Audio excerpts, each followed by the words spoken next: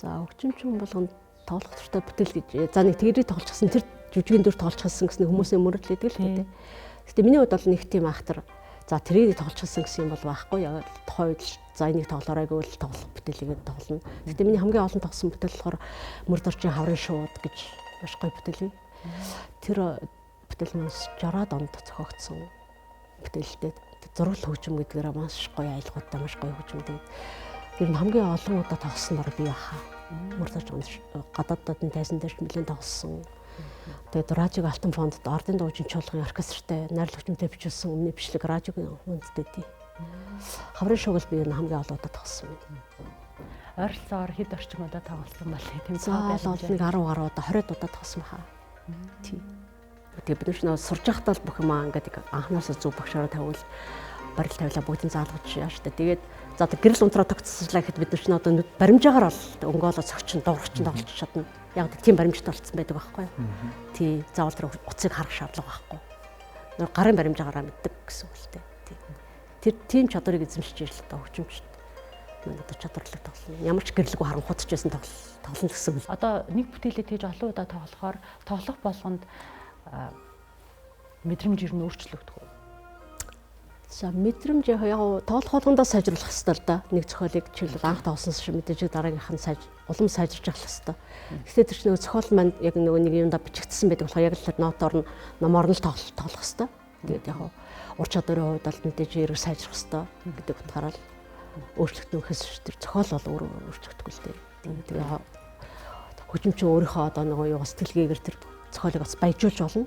Баяжуулж одоо өөр бас нэг өсөж хүрэхийн тулд өөрчлөлт баг зэрэг өөрчлөж болно. Гэхдээ бол үндсэн айлгуу дангийн бол өөрчлөхгүй л дээ. Тийм.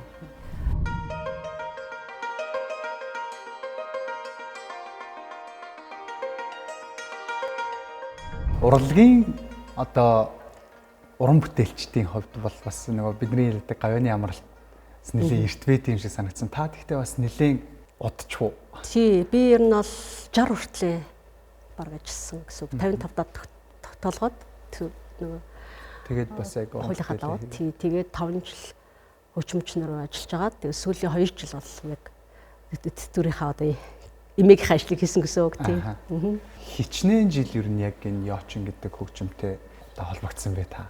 За бараг 40 гаруй жил сурсантайгаа нийлээд 40 гаруй жил. Би чинь 75 онд анх хөгжим бүжгийн сургуулийн Яочингаа ингээд гавьяатагч гүнчингийн Таштаваа гэдэг одоо тэр мундаг хүний шав болж. Та ер нь анхнаасаа л Яочин хөгжим юм байна шүү дээ. Тий. Сургуульд ороод би Яочин хөгжим сураал тэгэл төгсөөл мэрэгчлэр ажиллаад одоо хүртэл ингээд хөгжмөөс олдог бол бараг 40 гаруй жил. Та Яочин хөгжмийн ер нь хаана тоглож сурсан юм бэ? Анх би хөгжим бүжгийн сургууль ерөөсөө Яочингаа ингээд дисж ороод 75 онд гүнчингийн Таштаваа гэж Монголсын гавьяатагч миний одоо мэрэгжлийн багш байгаа. Тэр хүний одоо шав болж 7 жил би хөгжим бүжиг сурч төгсөөд тэгээд төгсөөд би ардын дуужийн чуулгат хөгжимчнөр очсон. Тэгээд тэнд би 20 жил ажиллаж авах хугацаанд одоо Морин уран чуулга маань 92 онд байгуулагдсан. Тэгээд чуулга байгуулахад хантайхан амт энэ чуулгыг үүсгэн байгуулахад гар бие оролцоолон 30 гаруй жилийн чуулгатай хөгжимдсэн. Бид нар чинь 2 март жижиг Яочин дээр анх сураад ер нь тэр хөгжмийг нэлээд олон жил хэрэгсэж 60-аад оноос бараг 90 он хүртэл. Тэгээд анх нөгөө нэг ардын дуужийн чуулгат ажиллаж исэн Члахасран гэдэг мундаг яшинч байдаг шүү дээ. Тэр хүмүүс юм бол мэдэнтэй. Тэгээд Члахасрагч битээр анх энэ хятад бүтэн сарын хугацаатай мэрэгчлэлд ишлүүлээд одоо энэ 4 март одоо энэ том одоогийн хэрэглээд байгаа энэ хөгжмийг анх битээр тэнд одоо хятад багшаар заалгаад сурж ирсэн байхгүй юу. Сураад тэгээд 7 ширхэг Яочин хятад судалж аваад тэгээд ардын дуужийн чуулгат яг одоо уран бүтээлд хэрэгжилж эхлээд тэгээд дараа нь хөгжим бүжгийн сургууль Члахагч минь өөрөө багшаар тэнд очсон л доо. Тэгээд сургалтандаа ерөөсөө энэ том Яочин хэрэглэе. Нэг хөгний хувьд болоо одоо маш өргөн баяжмал юм байна. Тэгээд одоо ямар ч одоо тоглолт моголтонд бол ерөөсөө яхаар зүйл байхгүй. Манай багш болохоор жижиг Яочиноор бас хөгийн баяжилт хийгээд өөрөө дээр нь жоохон ганц хоёр маар зар нэмээд ингээд жоохон өргөжүүлж нэлээд тийм яасан өөрчлөлт хийсэн байдгийн Таштавагч маань сургалтанд зааж явах та. Тэгээд тэрнээс хойш одоо бид нэг дөрвийг нийтийн энэ том хөгжмийг сурж ирснээс хойш одоо ингээд бүх театрууд хөдөө орон нутаг одоо бүх мэргэжлийн байгууллагууд одоо яг энэ хөгжим дээр одоо тоглож эхэлсэн лээ 90 онд бид нар анх 91 онд хятад тэр хөгжим сурж дадлага хийж ирсэн байхгүй юу. Тэгээд ингээд Монгол дэлбэрсэн гэсэн үг яг тэндээс эхлэв.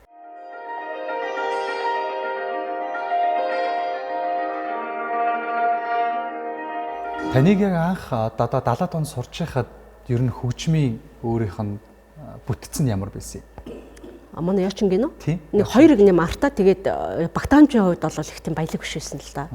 Дууралтын хувьд бол дууралтын хувьд ч гэсэн тийм нэг тийм сонгодог монгодод тоглоход бас нэлээд хүндрэлтэй дэшиг нөгөө хөг мөг дутуу ч юм уу. Тиймэрхүү асуудал их гардаг лсэн л да. Гэтэ тухайн үеийнхээ сургалтанд зориулсан хөтөлбөртэй тэрэндээ таарсан зохиолууд бичигдэг. Тэгээд сүүлийн үед одоо Монголын хөгжмийн зохиолчид маань маш том бүтээлүүд том хэлбэрийн концертууд бичиж эхлэхээр яалтчгүй нөгөө баялаг хөгтөө хөгжим шаардлагатай. Учираас тэгээд бид Монголд анх 91 онд тэр том хөгжим нь орж иж. Тэгээд одоо бол ингэ хэрэглэгдэж байгаа.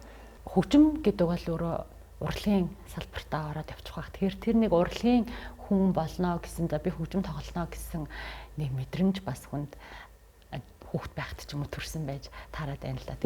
Танд тэр мэдрэмж хизээ яаж төрчихсэн? Би бүр багтаасаа тийм хөгжим ирсэн мэддэг л байсан л да. Нэг тоглож үзээгөө. Тэгээд манай нэг хөгжим бүжигт багшилдаг нэг багш манай гэрт байдаг гэсэн юм. Манай аавын талын хамаатан тэгээд нөө хөдөөнс багдаангүй өнчөө хоцроо тэгээд нэг ах トゥ нартай хойрлогдоод ингээд ирсэн. Тэгээд манад нэг тэр ихч маань болохоор ятга хөгжмийн багш байсан. Өөрөө ятгачин хөгжмөжийн сургуулийг өөрөө ятгахын мэргэжлээ төгсөөд тэгээд сурж авах хугацаанд манай гэрт амьдардаг гэсэн. Тэгээд биш бүр жоохон байсан юм чинь. Тэгээ яг тэр хичээл намайг л ер нь бол хөгжмийн зам руу хөтөж оруулсан л да. Чи одоо манай энэ сургуульд ороо, айгуу гой сургууль хөгжим сур гэд. Тэгээд тэр хич маань намайг санал болгоод тэгээд би хөгжим шалгуулад тэнцсэн л дээ өөрөө. Шалгалтын нөгөө тэнцээд тэгэл тэр сургуульд орсон. Тэгээд тэр хич маань бас нөгөө чиглүүлээд чи ер нь яач ингээд орхон зүгөө гэд өөрөө бол ятгачин бол гэж хэлээгөө намайг. Би чамайг тартаа өгш шаа болгож өгмөр энэ чи яачин сураа гоё хөгжим гэд. Тэгээд тэр хичээхэн ягаар л хөтлөгдөөл би тэр хөгжмөжгийн сургуульд орсон байт. Одоо та ингээд бодохноо яагаад өөрөө ятгачин байж намайг ятгачин болгоогүй бол гэж боддог. Ингээд тэгж боддгоо. Тэгээ манай тойдсан манай хч тэр хөгжмөө мэдэж гэртээ авчрал татгалздаг. Нэг ятгачин ингээд хуцсан татгалаар ингээ хуруу цэврүүт айгүйхтэй өвддөг. Би тэгээд нэг хөгжмийн тоглож үзчихсэн санагдаад байгаа байхгүй. Одоо ингээ бодоод хаад тэгээд нэг хуруу ингээ цэврүүтэд бүр амар өвчөө ороод тэгээд за энэ хөгжимчөр би юу бүтггүй юм шиг байна гэж бод хийсэн юм шиг байгаа. Хэцүү юм байна гэж бодсон юм шиг байгаа. Тэгээ маатар санд гэрч мань намайг чи яачин дараа өөрөө яачин аягүй дуртай бас аягүй гоё хөгжим гэж өөрөө хардаг байсан юм билээ л дээ. Тэгээд би чи яачин хөгжим анги дараа гэд. Тэгээд намайг тэр доктор хөтлж явж багш төгчсөн. Өөрөө бас магадгүй нөгөө ятга хөгжим тоглоход гар их өвдөлтөй хэцүү гэж бодсон байхал та. Тэгээ яач хөгжим харахаар ер нь утсан хөгжмийн төрөлтөд ордог уу? Яач цоглоор хөгжмийн төрөлт. Товшуур. Таныг яг хятад руу яваад тэр бүр яг том очин дээр нэгээд одоо суралцаад ингээд байжсэн тэр цаг үеэс хойш энэ хөгжмийн өөрийнх нь одоо замнал ер нь хэр бас гэж өргөн болж байгаа вэ? Маш өргөн болж байгаа. Тий. Одоо тэгэл бид нар энэ том яачин дээр бол ямар ч бүтээлийг тоглоход сэтгэлхийн сонгодог одоо киноны хөгжмүүд ч юм уу одоо тэгэл Монголын хөгжмийн зохиолчд маань сүүлийн үед маш том концертууд бичиж штэ. Тэгэхэд бол хөгний ямар ч асуудал байхгүй. Тий. Тэгэж одоо хөг тутлаа ч юм уу янз бүрийн тийм. Хэрвээ та хөгжимчин болоогүй байсан бол ямар мэргэжил сонгож яаж явах байсан бэ? Би багаас хэл аягүй сурахдаг гэсэн өөрөө. Би ер нь Орос сургуульд аав ээжиг намайг Орос сургуульд оруулсангүй гэл би Орос хэл сурмаар байна, Орос сургуульд ормоор байна гэдэг юм уу. Хэлний ер нь жоохон тийм сонирхолтой байсан л да. Тий. Тэгэл ингээл урлагийн зам сонгоод явцсан. Манай удамд ч тэгхүү тоглодог хүмүүс байгаагүй л дээ. Манай аав маань өөрөө барилгын мэргэжил багш мэргэжлийн хүн байхгүй юу? Барилгын ажил бэлддэг сургуулийн багш хүмүүс. Ээж минь болох насаараа л эмнэлгийн байгууллагад ажилласан. Эрүүл мэндийн салбарын хүн. Тэгэл би тэндээс л удаа сандаг иштэй хөтлөгдөв хөгжимч болсон. Их ч хөтлж ажиллаж хөгжимчин болгосон.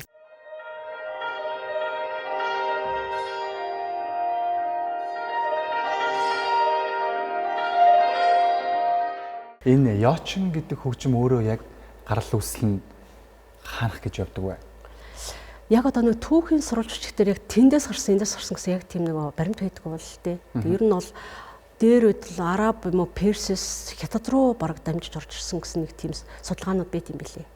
Тэгээ яач хөгжим маань болохоор нөгөө хятад бас нэлээд өргөн дэлгэрсэн. Тэгээд бас дээр үд бас хувлаа хааны үед төрийн ордны найрал хөгжимд бол яач хөгжим байсан гэдэг утгаараа бас монголчууд ч бас эндээс гарал үүсэлтэй байж магадгүй монголчуудаас ч гарсан байж магадгүй гэсэн нэг тийм юунтэй яг тийм түүхэн яг баримттай юмнууд бол их байдгүй.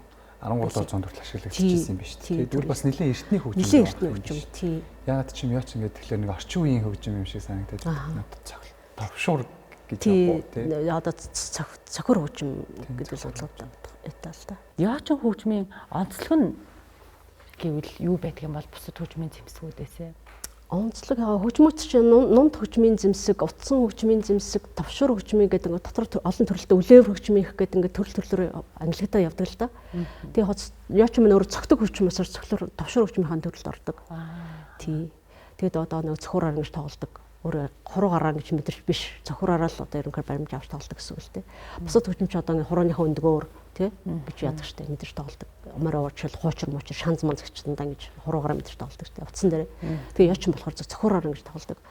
Хөгжим бас онцлог өөр л дөө. Тий тэгээд өөр дууны хувьд ч дурлалын хувьд ч онцгой штэ тий. Өөр гуралтай л гэсэн үг.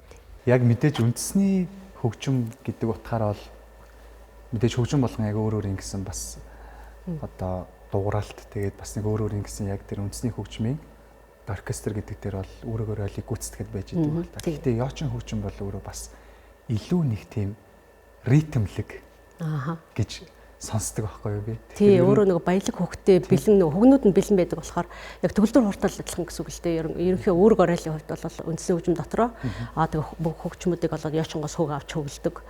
Тэгээд одоо ерөнхийдөө яочинчд одоо хамтлаг дээр тоглоход яочингоо дагаж одоо хөгжимчд маань зэрэг эхэлдэг ч гэдэг юм уу. Нэг тиймэрхүү утгаар бол маш өөр гралтай хөгжим л дээ.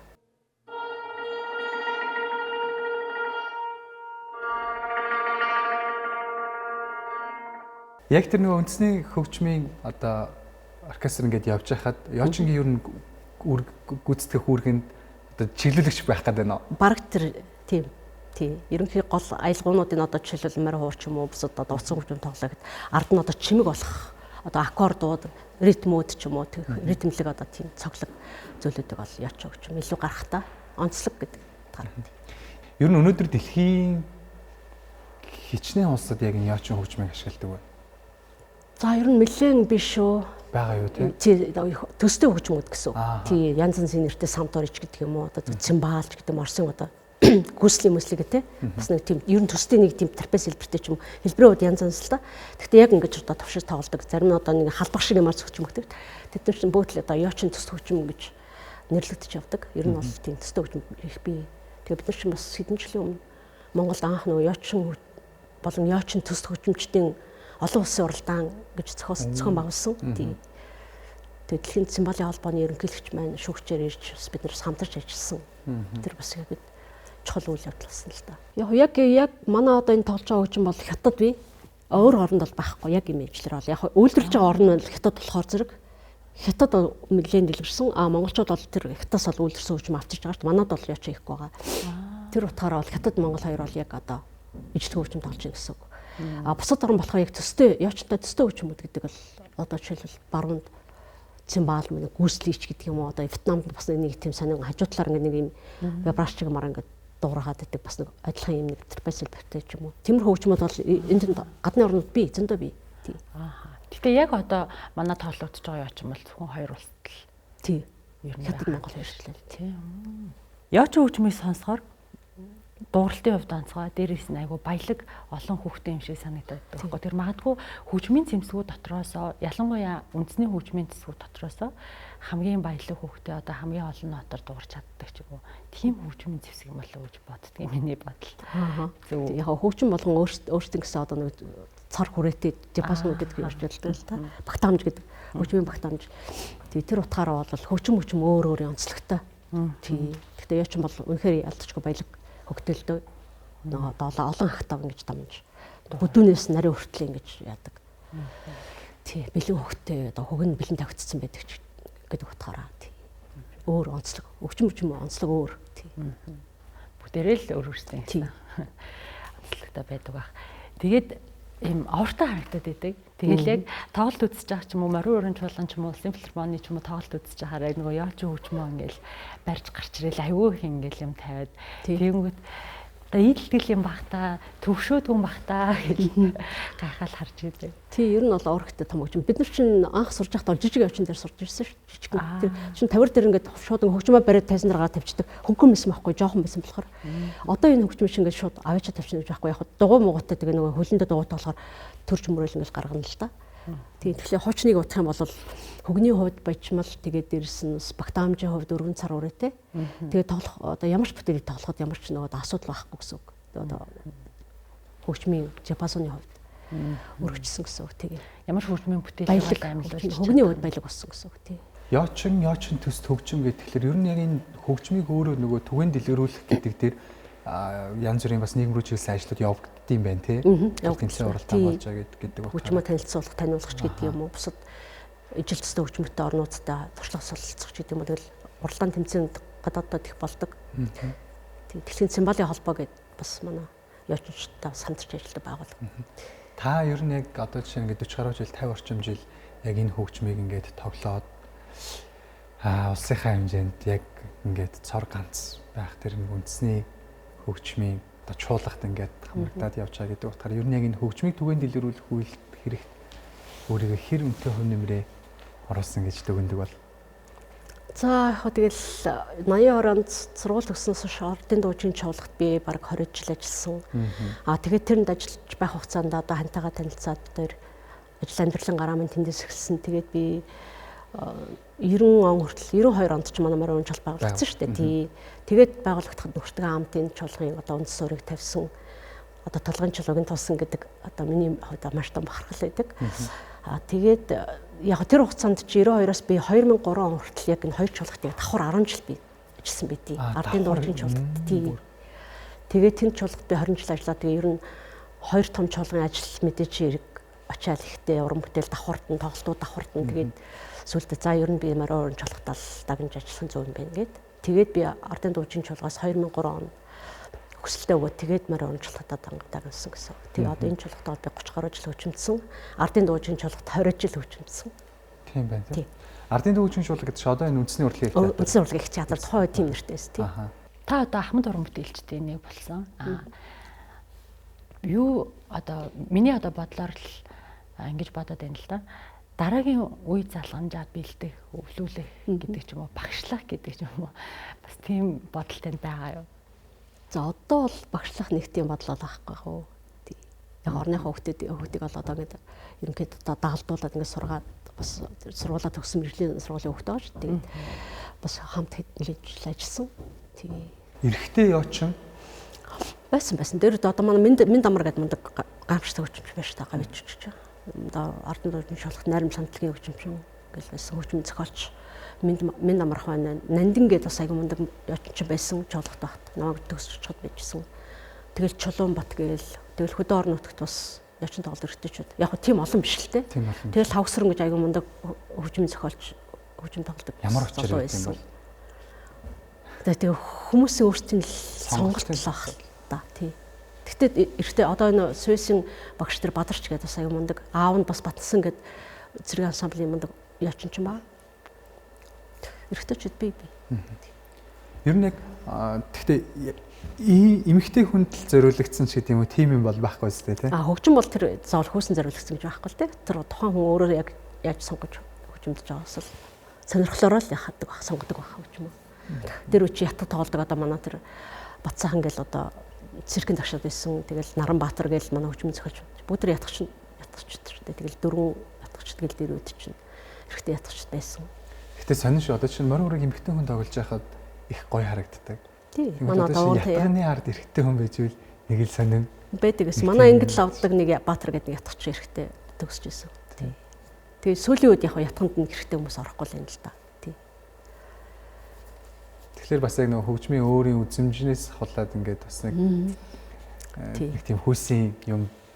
Тий. Одоо морин ураг тоглодог эмэгтэйчүүд бас нэлээд биш тий. Одоо манай ууган тий уянга тэгээ ардын дуужийн чуулгад одоо бас тэр манай эдэр отгой зөөхөн гэдэг бас морин ураг тоглоно.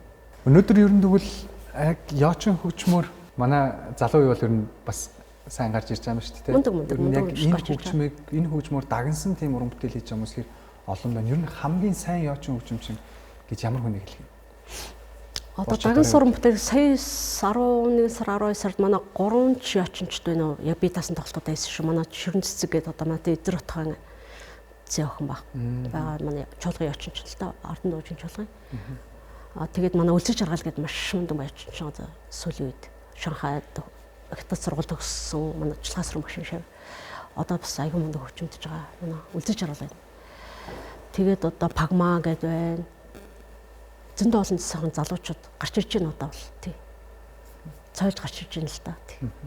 Тэгээ тэр хэрээрээ бол мэдээж бас тэр хэрээрээ хөгжмийн бүтээл зохиолчд бас тэд зориулж бүтээлүүдээ.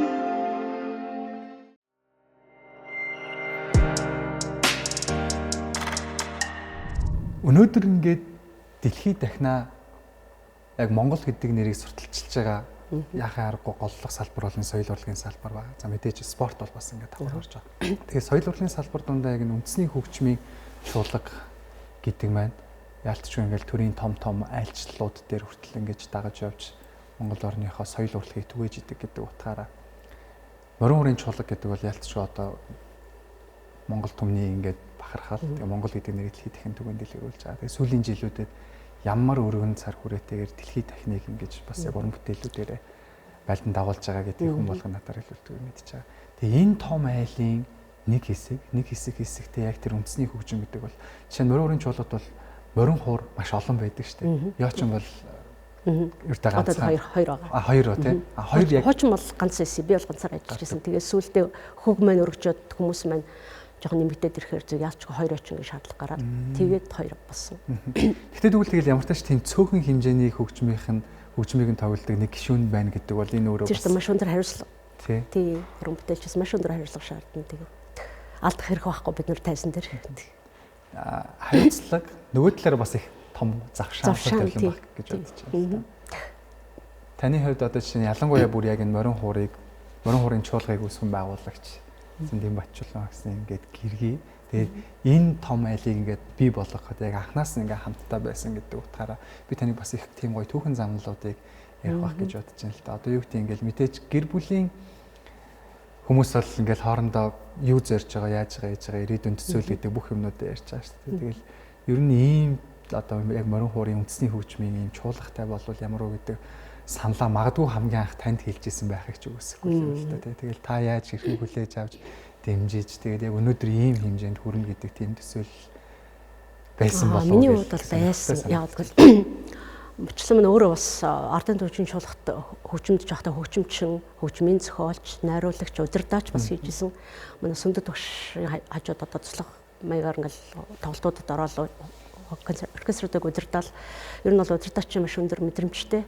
Тэгээ ер нь бол цаашдаа бас бодж лээсэн л да. Ер нь бол би нэг өөр ингэсэн юм нэг шавнараа төгсгөөд нэг дан амаараа урч хүүхдүүдээр нэг сайхан чуулга байгуулах чадах юм байна гэсэн тийм бодлол аль эрт төрсэн байсан. Тэгээд Баянгар аймгийн Хөчмөр аймгийн театрт одоо чуулгат багт томилогдож ажилласан л да 2 жил гарan. Тэгээд тэр одоо театрын Хөчмөр аймгийн театрын одоо хөгжмийн багш удирдаачаар ажиллаад тэгээд тэндээс бас нэлээд их зүйлийг бас бодож сэдэж ирсэн гэж би ойлгодیں۔ Тэгээд ирээд ерөөсөө би багш болж шавнараа бэлтээ гэд хөгжим бүжгийн дунд сурвалж багшаар ирсэн л дээ. Тэгээд тэр үеэс л ингээл шавнартайгаа одоо морин ансамбль хичээл ороод сургуульд хийгээл ингээл явсаар гаал тэгэл 89 онд анх Монголд морин наадам болсон шүү дээ. 108 морин урд цуглуулж одоо дөрвөн театрын тайзан дээр. Тэр мөчөөс эхлээл ер нь бол энэ морин ураар нэг том чуулга байгуулах зүйтэй юм гэсэн. Одоо манай Жанснаар манай Бачлон тэгэл одоо урлаг соёлын сэтгэлтнүүд ер нь Монгол гэдэг энэ улс чинь одоо өөр ингэсэн одоо цар ганц үндэсний хөгжим маань морин уур гэж бид нэр дэдэлдэг шүү дээ. Тэгээ одоо энийг төрлөсөн нэг чуулга ер нь бол байгуулахын зүйтэй юм гэсэн. тэр зүйлүүд тэгээд уршаа өвөр Монголд нөгөө нэг морин хуурын нийгэмлэг байгуулаад өвөр монголчууд чинь тэнд морин хуурыг нэлээд дэлгэрүүлж эхлэв. Ингэж яах үед яг манай Бочлуун Жамин багш Жанснаар 3 маань одоо 3 бурхан гэж ярьдаг шүү дээ. Өвөр Монголд очиход бид нар 3 бурхан гэдэг хэлдэг. Тэнд очиод тэгэл ер нь нэлийн зүйлийг бодож ирсэн. Ер нь бол Монголд морин хураа дэлгэрүүлэхгүй болохгүй юм байна гэдэг.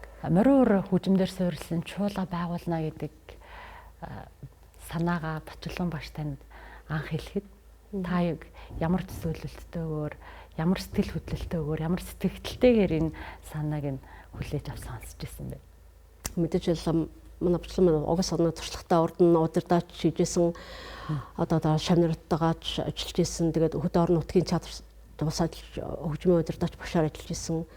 Өөрөө бас удирдаачийн бас илүү одоо сурч өөрийгөө боловсруулах тал дээр бас нэлээд илүү сонирхолтой байсан гэдэг утгаараа тэг өөрөө бас зохиол бүтээл өөрөө найруулга биччин би зохион байгуулах өндөр чадвартай хүн л дээ. Тэгээд тэр утгаар болохоор би бол ерөөс сэргэлж байгаагүй чадна.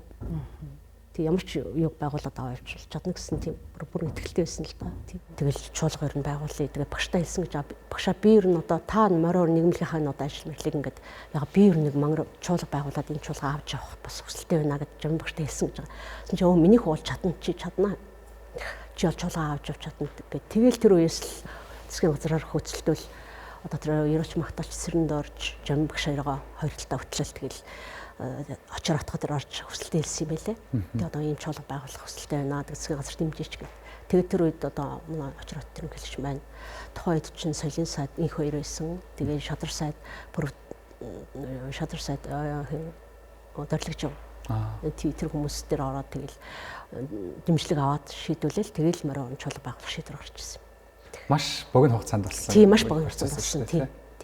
Тэгээд тухайн үед ч бас цаг үе 92 он чинь яг нөгөө нэг картын бараанд орцсон улс орн нэлийн хүнд эдийн засгийн бас хүнд нөхцөл чинь. Тэгээд одоо чуулга байгуулна гэж юу ярьж байгаа юм гээл аав нь бол нэлийн дургүй байсан л да чи юу яриад нэг хэцүү үед чуулга муулга байгуулна гэж яваад идэв ингээл бас аавдаа бас зэмлүүлж ирсэн л үе байдаг л юм. Анх үүсгэн байгуулагдах үедээ яригдчихсэн үүсгэн байгуулагчдын дунд мэдээж нэг зорилго тодорхойлсон байсан байх гэж бодож байна. Одоо тэр зорилгоо хэр өөрөг хариуцлах тахаар биелүүлж чадаж аваа гэж та боддог вэ? 100-аас илүү хувь. Тийм. Одоо бүрэн дүүрэн гэж хэлнэ тэ. Зорилготой бол хүрсэн. Тэгэхээр санснаас илүү давсан гэсэн үг. Төлөвлөгөөгөө нөгөө нэг давлан биелүүлсэн. Тийм. Одоо бол ганцхан манай бичлэн намын нэг л хүсэл одоо Монголд нэг концертын нэг мэргэжлийн тайзал одоо хэрэгтэй байна да. Тийм үнэтэй хязгаа болох гэж аяг хэрдэг. Тэр бол хамгийн тэр хүний том мөрөөдөл байсан. Тэр хязгаарнаас Монгол улс маань тэр сайхан концертын тахимтай болно гэдэгт тэргэлцдэг болох байх. Тухайн үеийн ардын дуу бүжгийн чуулга, ардын дуу бүжгийн чуулгын яг тэр үндэсний хөгжмийн одоо чуулга гэх үү. Тэр морин хуурын чуулга хоёр тийм ялгаатай байсан уу? Ялгаатай. Бүрэлдэхүүний хувьд бол ялгаатай. Тий. Дууралтын хувьд ч гэсэн ялгаа. Бүрэлдэхүүн өөр болох шин дууралт нь өөрлөлтөө. Ардын дууч болохоор үндэсний бүхэл төрлийн хөгжим байгаа. Одоо шанс, хуучир, ятдаг тэгэл одоо үлээр одоо бишгүүр, эвэр бүрээ одоо их бишгүүр дээр үе одоо нэг ордны хөгжим тоглож исэн тэр одоо үлээр том хөгжмүүд шүү дээ. Тэгээд бөмбөр цангууд нэгт нь одоо хөгтөө хөггүүч янз бүрийн хингэрэг мингэрэг гэдэг одоо дээр үе тэр үтэмсгүүдээр бүрдэж байгаа болохоор Монгол төрийн гэдэг утгаараа үндэсний их найрлал гэж ер нь бол явдаг л да. Ардын дуучин чуулгын найрал хөгжмөж явдаг гэсэн. Тэгээ одоо манайх болохоор занд морин хураар дагнсан чуулга гэдэг утгаараа морин хуур гэхдээ дан морин хуур тоглоод байгаа хэсэг учир дутагдaltaй л ардын заавал одоо тэр хамсраа хөгжим бэжж тэр найрал хөгжим маань цогцороо дуурдаг. Тийм болохоор бүрэлдэхүүний хувьд ард нь тохиромжтой хөгжим бол хамгийн тохиромжтой ятга яочин. Тэгээд яг Европын хөгжмөөс бол төгөлдөр хуур зайлшгүй байх хэрэгтэй мэн, плет байх хэрэгтэй мэн. Плет минь өөрөө тогтсон хөгтэй тийм хөгжим. Манай гар хийцэн лимонууд болохоор хөгний хувьд жоохон тухайн үед жоохон дутагдaltaй байсан. Одоо бол жоохон сайн хөгжиж байгаа манай үлээр хөгжмөд хийц загварын хувьд арай өөрчлөгдсөн учраас нийцлийн хувьд одоо сайн болж байгаа гэсэн. Хөгжлийн одоо нэлээд өндөр түвшинд хүрч байгаа. Тэр утгаараа ингээд одоо найрсаж хөгжимдөхөд яаж дуурахгүй гэдэг дууралтын тэр бүтцийг бол манайчлан бол аягүй сайн одоо бодож өөрөө анх яасан. Европын сонгодгоос 4 хөгжим, үндэсний 4 хөгжим ингэж нийлүүлээд тэгээд нэг юм сонгодог маягийн мэргэжлийн чуулга ер нь байгуулъя гэсэн тийм. Бүтцийн хувьд бол маш сайн зөв сонголтыг хийсэн гэж би хардаг. баг бүрдүүлэлтэн дээр би их одоо яаж хэрхэн шалгаруулж исэн юм бол гэсэн ер нь өөрөө нөгөө шавнараараа их голцоо яг чуулгын уран бүтээлчдийг бүрдүүлж исэн юм байна тий. Тэг яг өөрхөн гарын шавнар шилдэ ер нь тухайн ч морин урт сурж байгаа хүчин бүжгийн хүүхдүүд чинь өөр багш нар байгаа шүү дээ. Бат хоёр багш одоо манай гавьяач Бат хоёр багш байна. Тэгээ манай авчлуу маань байна. Тэгээд тухайн ч бас нэг олон багш жамын багш байсан. Тэгээ энэ олон багш нарын шавнар бүгдээрээ морин урт сураад тэгэл чуулга байгуулахад тал талаасаа ингээл авьяастай хүүхдүүд шалгаруулж авч ирсэн тийм. Шалгаруулалтаараа тий. Ер нь олдсон шалгаруулалтаар л авна л да. Хамгийн сайн хүчмчдэг л одоо авдаг. Хамгийн анхны бүрэлдэхүүнд ер нь яг нийтдээ хичнээн морин урчийг анх 12 морин уртайс. Ер нь яг хөгжмийн бүрэлдэхүүн нь 28 үнэтэй анх байгуулсан. 28 үнэтэй. Тэр одоо жишээ нь ингээд 28 хүн байх юм байна энэ төр гэдэг тооцооллыг хийнэ гэдэг өөрөө бас тий. Яг хідэн морин хууран дээр хідэн ятга байж нэг хідэн яочин байж бүрэлдэхүүн бүтцсэн гэдэг яг зөв дурах бай гэдэг тэр тооцоолыг маш сайн хийдэг л дээ. Ер нь бол өдөртөч хүн зохион болж байгаа хүмүүс бол тэгээд анх яг тухайн үед чинь нийгэм жоохон хүнд байсан учраас орон тооны хувьд 28-аас илүү бол батлуулах боломж байгаагүй л дээ. Тий хүн цөөхөн байж чинь цалин мөнгө юм батлуулна. Тэгээд тухайн үед бол биднэрт бол тэр бол маш боломжийн нөхцөл байдалтай тохирсон бүрэлдэхүүн бол 28 үнэтэйгээр анх батлагдчихсэн. Тэгээд одоо өргөчд манай чуулга маань сая өнгөрсөн жил ерөнхийлөгчийн одоо засгийн газрын тогтоолоор морин хуур найрлах хөгжим болж өргөчд. Бүрэлдэхүүн маань одоо ингээд 50 хүнтэй болж байгаа гэсэн. Тий. Морин ургын чуулга маань оны өмнөхөн бүтцийн шинжилэлт өөрчлөлт хийгээд бас цар хүрээгээ томруулаад найрал хөгжим болсон байсан. А яаж ямар өөрчлөлтүүд яг детальчилж гарсан гэсэн үг вэ? Бүрэлдэхүүний хувьд хүний тоон болоод олон болсон гэсэн. Хөгжмийн зэмсгүүд маань нэмэгдсэн гэсэн. Одоо морин хуур маань жишээлбэл хуучин нэг 12 хүнтэй ч юм уу 14 5 хүнтэй ч байсан 14 хүнтэй ч юм уу байлаа гэж бодоход одоо бол нэг 20 хүнтэй. Нэг талдаа нэг 10, хоёр талд 10 гэсэн. Тэгээд 20 морин хууртай болж байгаа гэсэн. Тэгээд босод нөгөө нэг чээл гэдэг ярьдаг л да дунд хуур. Тэгээд одоо суур өнгө гэж ярьдаг их хуур. Тэр хөгнүүд маань одоо өвшөө нэмэгдэхээр зэрэг одоо илүү өтгөн дуурна гэсэн. Дууралтын хувьд бол бас бүрэлдэхүүн нэмэгдэхээр дууралтын хувьд өөр болно. Илүү хүчтэй болно гэсэн. Сонсод бас илүү далаацтай болж ирж нэлээд далаацтай болно гэсэн. Тийм. Хөгжмийн хувьд нэмэгдэж байгаа хөгжмүүд нь нэмэгдэж байгаа хөгжмүүд шинээр бол бүтцийн хувьд бол нэмэгдэхгүй. Хүний тоо бол нэмэгдэж байгаа. Хөгжмийн зэвсгэнд тэгэхээр өөрчлөгдөхгүй. Зөв тэрийг тоглож байгаа хүмүүсийн тоон өргөчхөрөө зэрэг дууралт нь өөр болно гэсэн үг л дээ. Найрал хөгжмийн хэмжээнд нэлээд өргөн дууралттай болж байна гэсэн үг. Тийм. Ер нь цоошны хөгжим бол нэмэгддэггүй. Тийм. Чуулга найрал хөгжим гэдэг хоёр маань одоо юу гэдэг нь дууралт дээр тоогоор л ялгагдаж байна гэсэн үг. Тийм хүний тоогоор л ялгагдана л да. Цөөхөн хүмүүс тоглох, олон хүмүүс тоглохын хоёрын ялгаа бол мэдээж хэрэг ялгаатай.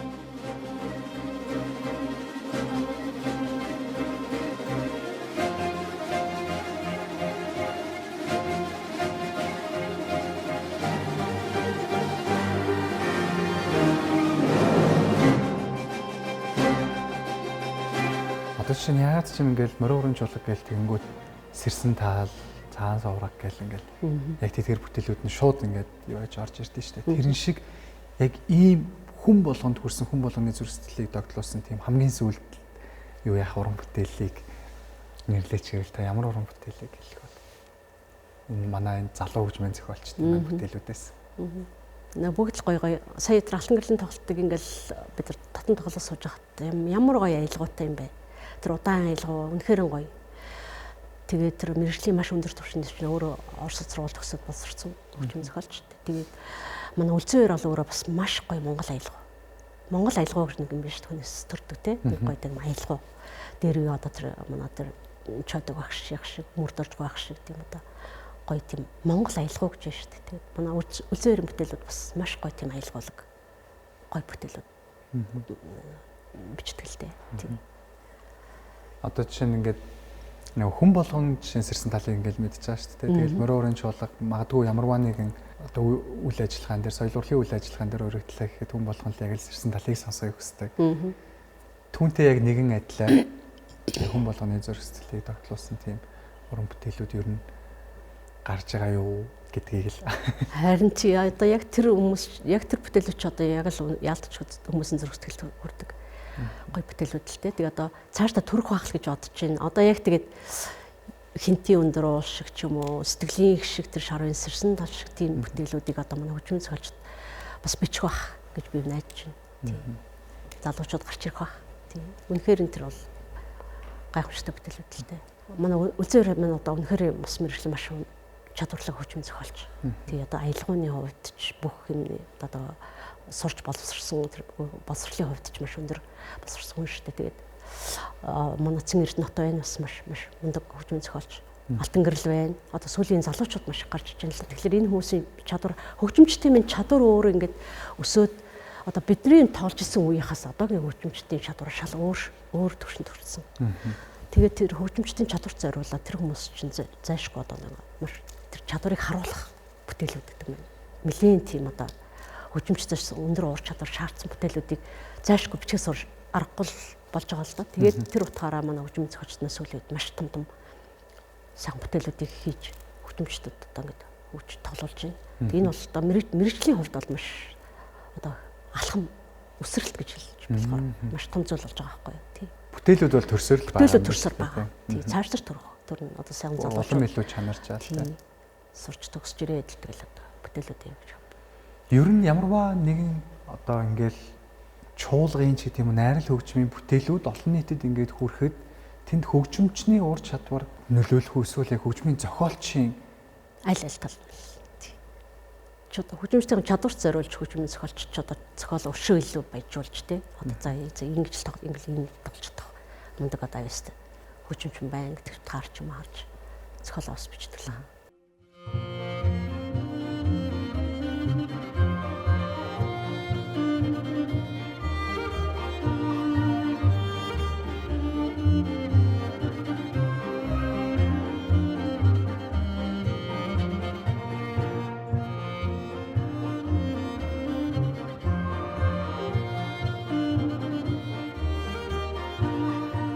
Хөгжимчин хүний хувьд уран бүтээлээ тоглоод сууж байгаа.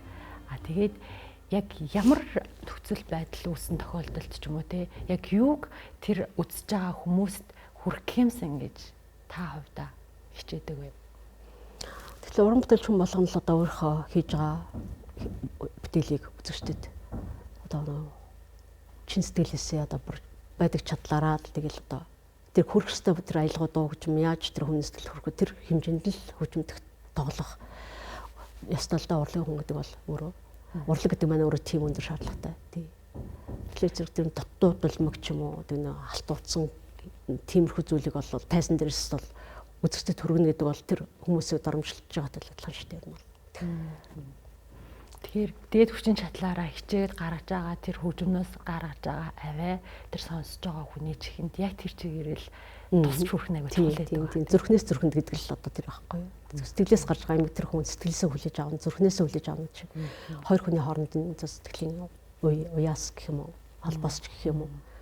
Тэгжэл тэр дундаас уран бүтээл үзэгч хоёрын гардаг л ахalta. Тэр холбоосыг та ер нь тайзан дээр гарах болгондоо мэдэрдэг үү? Тэгэл тэр хүн болгоно л мэдэрдэг баг. Ер нь бол тий.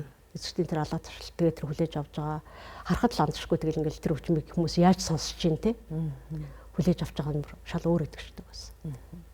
Үнэхээр одоо яг уусч шингээд гэдэг юм ойлгож мэдрээд хүлээж авч байгаа үзэгчийн тэр царайг ч юм уу тэр мэдрэмжийг аваад авах бол үнэхээр тийм шүү дээ. Уран бүтээлч хүмүүсийн бахархал тий тэгэл байх.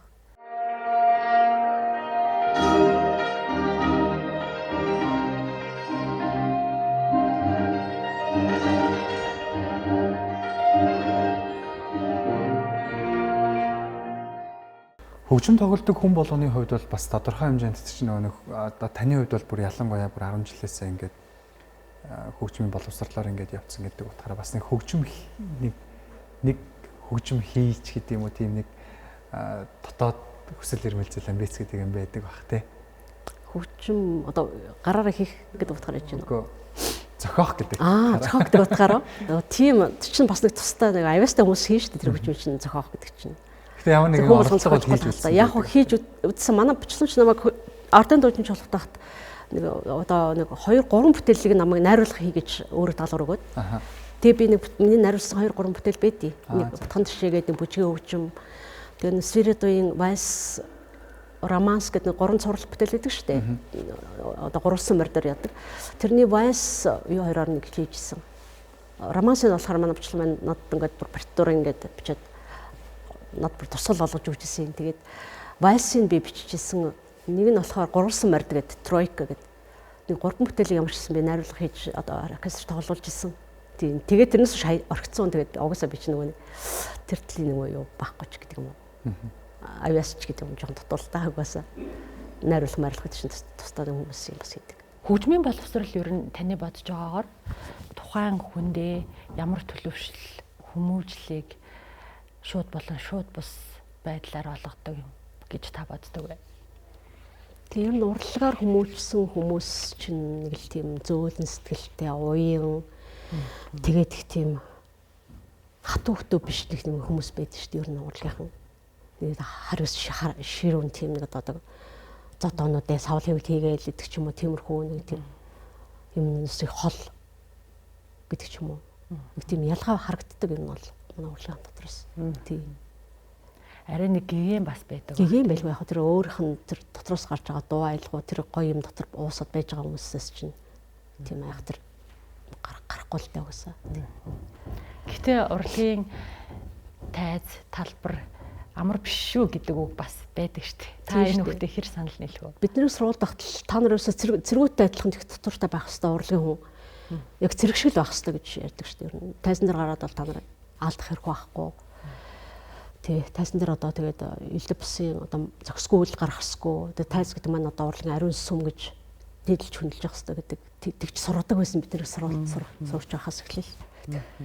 Та ер нь өөрөө бас яг мэдээж нэг хөгжимчин хүн бол тоглож байгаа хөгжмөөрөө дамжуулаад хүнд гоё мэдрэмжийг түгээх одоо үүрэгтэй гэх үү те уран бүтээлч юм. Тэгмээ та өөрөө бас нэг гоё тийм нэг сэтгэлийн зингэл мэдрэх бас хэрэгцээ шаардлага байгаа шүү дээ те. Тэр тийм юугаа та жишээ нь яг ямар төрлийн уран бүтээлээс яг энэ соёл урлагийн тэр гоё мэдрэмжийг авдаг вэ?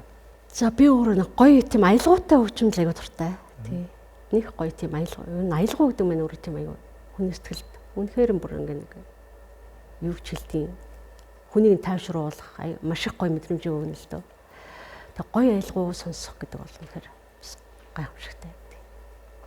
Сонгодог аялгаанууд гэсэн үг тийм. Сонгодогч байна. Манай Монгол үндэсний Монгол сайхан аялгаанууд байна.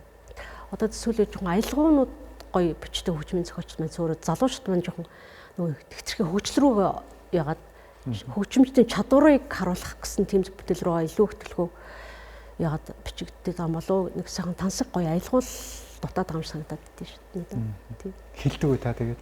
Үгүй бид нарт одоо хэлэгч явахгүй л дээ. Хэлэх одоо чи тэгж хэлэх тэр хүнээс өөрөөс нь гарч байгаа зүйл болохоор тий хүчилчж байгаа зүйл. Тэгээд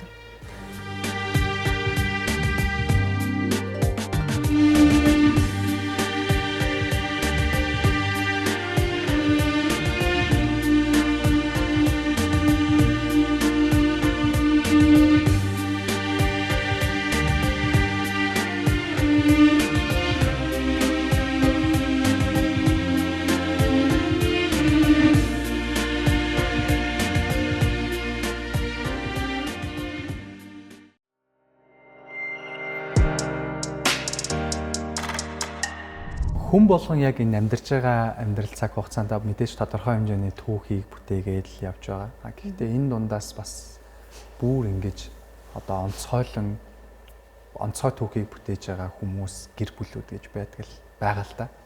Тэр дундаа бол бас яг ингээд Монгол гэдэг нэрийг дэлхийн техник түгээн дэлгэрүүлж хүн болгонд бас яг энэ үндэсний хөгжим төр дундаа морин хуурын энэ аялгау их шиг гэдэг хүний сэтгэлийг хэрхэн яаж хөдөлгөж чадж байгаа гэдгийг дэлхийн мянган одоо ингээд сонсогчдод хүргэж явж байгаа энэ морин хуурын чуулга.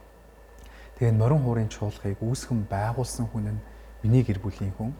Тэгээд энэ морин хуурыг үүсгэн байгуулж байхад би өөрийнхөө бас авьяас чадвараар ингээ хувь нэмрээ байгуулад хамтдаа гэр бүлийнхаа үнэтэй ингээд байгуулад өнөөдрийг ингээд хүргэсэн гэдэг энэ одоо тавилан гэх үү те ийм хувь заяа бол бас хүн болгонд заяагаад авахгүй хувь заяа байх гэж бодож байна л да.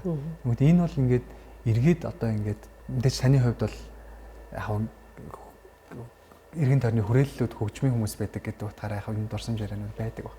Миний хувьд ингээд яг би тантай ингээд анхудаа ярилцчаа. Тэгээд ийм гавьяатай хүмүүс гэдэг талаас нэгээ бодоод үзсэн бол ямар гоё хувь тавиланд төрсэн хүмүүсээ гэдэг нэг тийм бахархал надад шууд ингээд төрж байгаа байхгүй. Тэгэхээр таны хувьд яг тэр одоо мэдрэмж тэр бахархал маш гоё мэдрэмж явал та. Тэгэл анх нөгөө хоёулаа ингээл хамтдаа ажиллана, хамтдаа уран бүтээл ингээл анх ардны дөрвийн чуулгаас битээр дандэр ажилласан төрлөмийн гараа ихсэн. Тэгэл уран бүтээлээрээ хамт үргэлжил хамт тэгэл чуулга байгуулаад морь уран чуулгыг үүсгэн байгуулахад хамтдаа ингээл хоёулаа одоо энэ чуулга төлөв сэтгэнэгээл ингээл гэр орн бол баг ингээ орчихсон шүү дээ тэр чинь. Манай хоёр хүчин жав багаас л ингээ бие даацсан. Тэгэл чойрлол явцдаг тэгэл тоглолт бол тэгэл ийш гадагшаа турш явдаг тэгэл үргэлжил хамт байсан тэгэл тэр хамт байх цаг мөчүүд бол үнэхээр маш одоо сайхан гадаадд явсан ч хамтдаа хоёлаа гоё сайхан зөвлөдөг үзэж гин ус орноор аялж гин гоё гоё том тайзан дээр тоглож гин үнэхээр одоо тэгээд гонигтай ч юм уу бараан ч юм уу тийм зүйл битээр амьдрал байгаагүй дандаа гэрэл хийгдээсэн. Маш бахархалтай л та үнэхээр. Бүх юмд хамтдаа байна гэдэг бол бүр илүү ингэж ер нь өөр ингээд хамт байх цаг хугацаа илүү их байх тусам бүр илүү ингэж одоо биенийг таньж мэдэж яах нэг шиг тасах шиг тийм үү те. Тийм тийм. Тэгээ ялангуяа хөгжмийн хүмүүс ч өөрсдөө маш мэдрэмж өндөр хүмүүс. Тийм. Магадгүй ингээ гаднаас харчаад энэ яаж нээж ин инх юм байна тех юм байна гэдгээ ярилцах шаардлагагүйгээр ойлголцох хэмжээнд хүрдэг. Ер нь бол уран бүтээлч хүмүүс биенээ ойлгох илүүлдэ мэдээж өөр мэржлийн хүмүүстэй гэр болгох чинь бас тэрийг зарим нь ойлгохгүй хүмүүс тийм амьдрал байдаг л байх л та. Гэхдээ хоёр урлагийн хоёр хүн хоёулаа ингээд бүх зүйлээр нэг амьсгал нэг л гэсэн үг л дээ. Агаар нэг амьсгал нэг бүх зүйлийг одоо ойлгож мэдрэх. Тэгээд хамтдаа байх, тэгээд хамтдаа сайхан уран бүтээл хийх, үйл бүтээх гэдэг байна. Үнэхээр одоо бас хоорхон хувь тавилан л та. Ханыхаа үйл хэргийг өргөжлүүлж явж байгаа гэж би бол таныг ойлгож байгаа. Цаашид та одоо ямар ажил хийхээр төлөвлөсөж ийн та бүхэн гэх үү? За тэгэл ирээдүйн хойчууд хэрэг болох юу л байна. Тэр болгоны л одоо дэмжиг хичээж бид нар ажилтал да. Тэгээд одоо сан маань морь уур дэмжсэн дэмжлэн сан маань наталивч мань өөрөө амьцран багтаа одоо сангаа байгуулсан. Тэгээд ардын урлаг тэр дундаа морь уурыг цааш дэлгэрүүлэх, түгээх, хөгжүүлэх тэгээд одоо ирээдүйн хойчуудад өвлүүлэхэд одоо үйл ажиллагаа явуулж байгаа тэр одоо бүхэнд одоо тусламж дэмжлэг үзүүлэх гэдэг утгаараа байгуулагдсан санал да. Тэгээд одоо тэр ч үүргээ бас биелүүлэл бид нар явж байна одоо нэрмжт уралдаан зохион байгуулалт ч юм уу эсвэл одоо гадаад уралдаан тэмцээнд орсон хүүхдүүдэд шагнал урамшуулаа өгч юм уу тэднийг урамшуулах гэх мэтчлэнгээр одоо тэгэл маань сангийн үйл ажиллагаа байнга явагдаж байгаа. Одоо бид нар 6 сард Германд морь уурын 2 дугаар наадам болно. Тэгээд тэр уралтанд одоо сонирхогч хүүхдүүд маань морь уурын уралдаан болдог байхгүй. Тэгээд төрөөс хүүхд маань одоо манай сангийн нэрмж шагналыг гран-при шагналыг бол манай цэндийн бочлон сангийн шагнал дагалддаг. Гэх мэтчлэн одоо тэгэл бид нар сонирхож сурж байгаа хүүхдүүдэд урам зориг өгөх зорилгоор энэ одоо сангийн маань үйл ажиллагаа ингээл явж байна. Гэхдээ яг ер нь зөвөр ингээд юу гэдэг нь да бочлонгой яг бүтээлүүдийг ингэж юу яасан ч гэдэм үү нэг тийм одоо би таныг нөгөө нэг бочлон сангийн тэргүүн гэдэг утгаар нь бас нэг сан чинь өөрөө бас тодорхой хэмжээний үйл ажиллагаануудыг төлөвлөсөн байж идэв шүү дээ. Тэгэхээр тэр төлөвлөгөөнд нь ер нь бас нэг тийм одоо тоглолтууд ч гэдэм тийм ажлууд байдаг болов гэж сонирхож байгаа. Саяхан 2 жилийн бид нар нөгөө нэрмжт уралдааны зохион байгуулсан шүү дээ. Морь уур зориулсан бүтээл уралдаан. Тэр бол маш өгөөжтэй маш чухал уралдаан байсан. Тэгээд шинэ бүтээлүүд төрсөн гэсэн үг морь уур зориулсан. Тэгээ одоо тэр уралдаанаа бид нар өргөжлүүлнэ гэж бодож байгаа. Дахиад шинэ бүтээлүүд төрөх хэрэгтэй. Морь уур зориулсан бүтээлүүд л зайлшгүй хэрэгтэй. Дараагийн үед ч хойч үед ч хэрэгтэй зүйл учраас тэр уралдааныг бол бид нар одоо зогсоохгүйгээр өргөжлүүлээд явна гэсэн бодол байгаа. Тэгээд саяхан одоо өнгөрсөн 11 сард навчлалын маань хөгжмийн шиг гээд өөрийнх нь одоо зохиосон бүтээлүүд, хөгжимцэн бүтээлүүдээр одоо соёлын бүтээл сарын хүрээнд бүтэн том концерт хийлээ бид нар.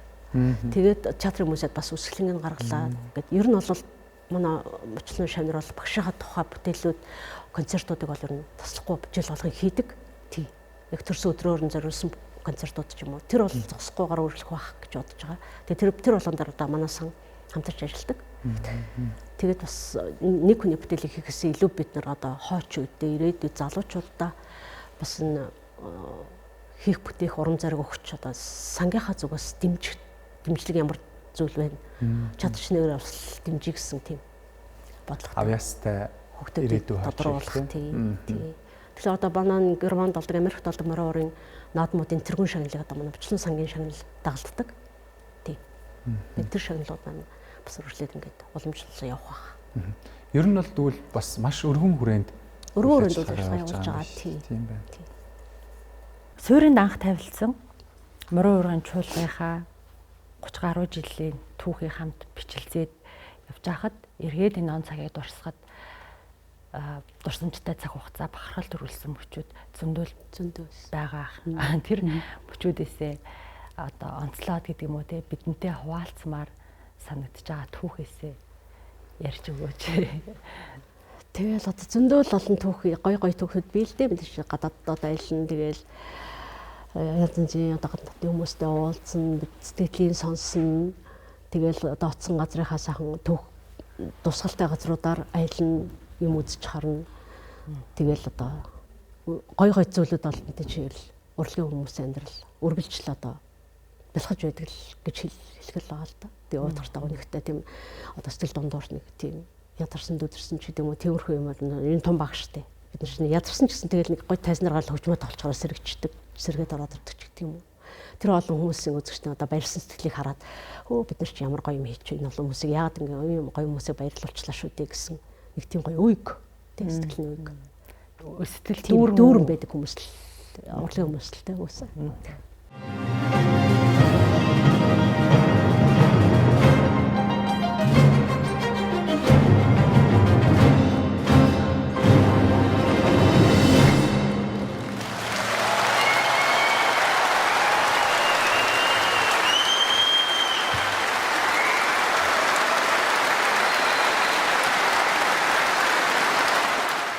Яг чуулга байгуулад 2015 он хүртэл яг одоо ингээд 20 гаруй жил ерөнхий удирдачаар нь ажилласан байна шүү дээ. Тэгээ ер нь яг энэ морин хүрээний чуулгын удирдач гэдэг бол бас мэдээж маш том шалгуураар ч гэдэг юм уу одоо маш авьяаслаг хүнээр ингэж одоо залгамж шалгаагаа ингээд юу ах ажил байх л та. Тэгээ ер нь яг энэ хугацаанд хичнээн хүн морин хүрээний чуулгын удирдачаар нь ажилласан байдаг байна.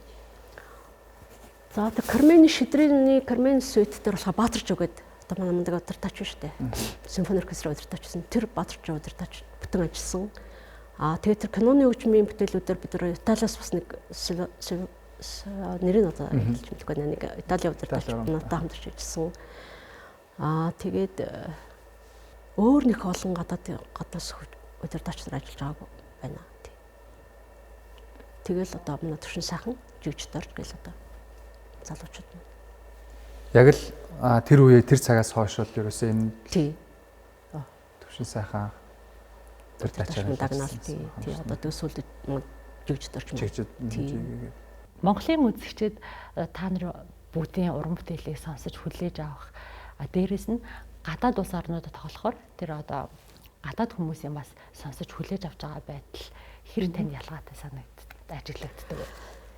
Тийш гадны хонч одоогийн Монгол хөгжмийг за манайхан баг гадны юм ихэд нэг тийгэж яхахтар яахгүй бах чимдэж нэг энэ өөр хорны юмыг тоглож ийн гэдэг баг.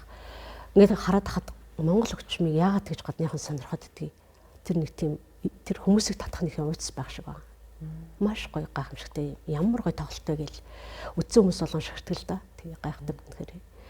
Тэр Монгол тансаг аялал тэр Монгол гоё хөгжим тэр манай хөгжмийн зохиолчдын тэр одоо мундаг сэтгэлгээ чадвар гэт тэр бүх зүйл одоо хүний сэтгэлийг үнэхээр хөдөлгөж чадж байна л гэж хэлэх л байгаа юм л та. Түнсчдийн үзэгчдийн ялгааг гэхэлэр одоо яг тийм хөгжим өөрөө хүмүүсийн сэтгэл гэдэг чинь цаанаас өөртөө ундарч гарч тэр имийг хүлээж авдаг болохоор тий тэр утгаараа хүний сэтгэлийг хөдөлгөж чадж гин гэдэг их чухал юм шиг санагдаж байна. Амьд гэж бас ихээр тий.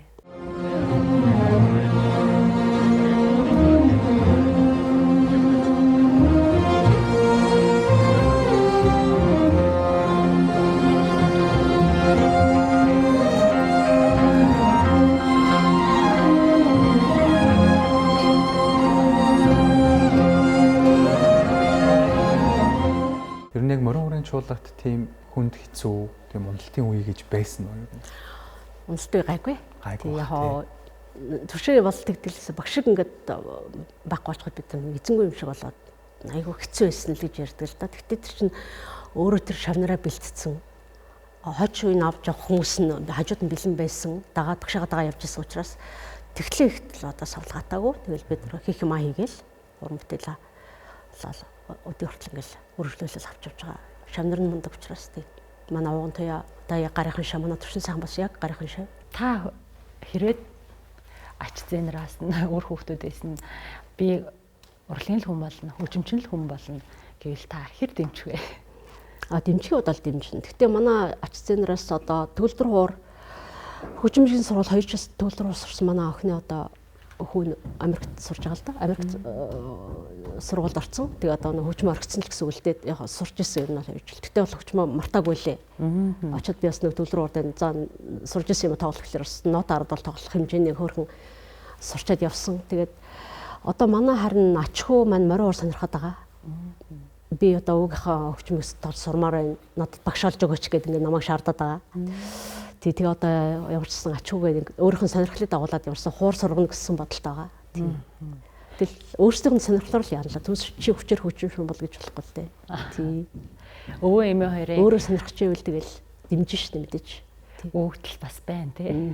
Манай ачуу сонирхоод байгаа морин уурч сурмаар байна л гэдэг. Одоо таны хоёр хүүхд бас хөгжим манай хүү яг нэг хагас тутам морин уур татчих тийм аа. Авра нэг 2 3 жил хөгжимчд багшлуул заалгаж байгаа тэгээс үлдээ өөр мэрж сонгоо явцсан. Тийм. Тэгтээ ямар ч нэг уртын дуул нэг айлтч цагаан сараар хурдад өчт юм хэмжээний. Нэвтрүүлгийн маань энэ удаагийн дугаар яг олон улсын эмэгтэйчүүдийн эрхийг хамгаалах өдөртөө давхцаж бас үзэгчдэд хүрч байгаа. Тэгээд нэгэнтээ одоо баярын өдрүүд тохиож байгаа учраас та одоо яг эрхийг хамгаалах гэдэг ч юм уу энэ өдрөө хэрхэн өнгөрөөдөг вэ?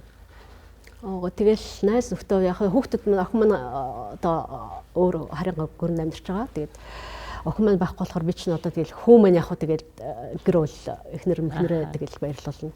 Би ч тэгэл нэг найз нөхдөөл ер нь баяр нэслэн өнгөрөөд юм дөө. Тийм. Багын найзууд гээд байна. Тэр найзартаа нэг хоол молонд орох ч юм уу. Нэг газар суух ч юм уу тэгэл. Тиймэрхүү маягаар тэгэл баярыг тэмдэглэдэг. Эмэгтэй хүний та ер нь ямар байгаасай гэж боддог вэ? Энэ байвал энэ нэг сайхан эмэгтэй гэж тодорхойлдог тийм тодорхойлт танд бий юу? Тэгэл одоо эмэгтэй хүн гэдэг чинь мэдээж яриг тэгэл эмэгтэй гэдэг нэр, ээж гэдэг нэр, их гэдэг нэр тэгэл одоо нэг гэр бүлээ авч явах, айл гэрэг амьдралыг авч явах гэдэг маш чухал үүрэгтэй хүмүүс шүү дээ. Тэгээд өөр хүүхдийнхаа одоо маш сайн одоо зөвлөгч нь, туслагч нь, халамжлагч нь гэдэг утгаараа эмэгтэй хүний үүрэг ойл мэдээж ярих. Ихтэй заавал эрэгтэй эмэгтэй гэж ялахгүйгээр ер нь л бол хүн гэдэг зөв сэтгэлтэй, зөв бодолтой, зөв үйлдэлтэй л бол одоо энэ хорвоо ертөнцийн зогсож амьдрах нэг тийм хууль гэдэг юм уу да. Тэрийг л дагаал мөрдөл явчих юм бол тэгэл амьдралд өөр нэг бэрхшээл зовлон тун бага байт юм болов уу гэж ойлгодог шүү дээ. За, хоёлаа ярилцлага өндөрлүүлье. Тэгээ бидний урилгыг хүлээн авсан танд маш их баярлалаа. Мэдээж яг энэ урлагийн салбарт ялангуяа энэ үндэсний хөгжим гэдгийг түгээн дэлгэрүүлж байгаа хүмүүсийн тухайд бол таныг маш сайн мэдж байгаа. Нөгөө талаараа бас яг энэ морин хуурын чуулга гэдэг монголчуудын бахархал болсон одоо монгол түмнийг ингэж дэлхийд дахинаа түгээн дэлгэрүүлж байгаа энэ одоо гайхалтай уран бүтээлчдийн үсгэн байгуулагдсан цагаас нь ахуулаад өнөөдрийн хүртэл ингээд хамтдаа байж байгаа яг энэ нэр хүмүүний одоо хамгийн сайн морин хуурын чуулгыг мэддэг гэдэг утгаар нь бас таны яриа үзэгчдэд сонирхолтой ажигдсан байхаа гэдэгт итгэж хэлж байна. Морин урын чуулга гэдэг энэ том айлын гал голомтыг асаалтсан хүмүүсийн нэгтэй ярилцаасах надад нэм бахархалтай байлаа. Нэвтрүүлгийн урилга хүлээж авсан танд баярлалаа. Тэг хөгжим бол ялцч бүхэнд хамгийн том сэтгэлийн зэнгэл идэлүүлдэг зүйл учраас энэ урт удаан хугацааны туршид бас яг Монголын ард түмэн цаашлаа төв дэлхийд Монгол гэдэг нэрийг түгээн дэлгэрүүлж хүмүүс сэтгэлийн зэнгэл идэлүүлэх үйл хэрэгт оруулсан. Таны одоо бас яг тэр хувь нэмэрт талархсан илэрхийлье. Тэгээд эрүүл их сайн сайхан бүхнийг хүсье. За баярлалаа. Танай нэвтрүүлэг бас шимтэж одоо үзсэн нэвтрүүлгийн маань нэг тэгээд одоо өөр ингээд оролцсон сууж ингэж ерөөс төсөөлөв байсан байна. Тэгээд та нартай бас уран бүтээлийн амжилт хүсье. Гэлээ. Баярлалаа.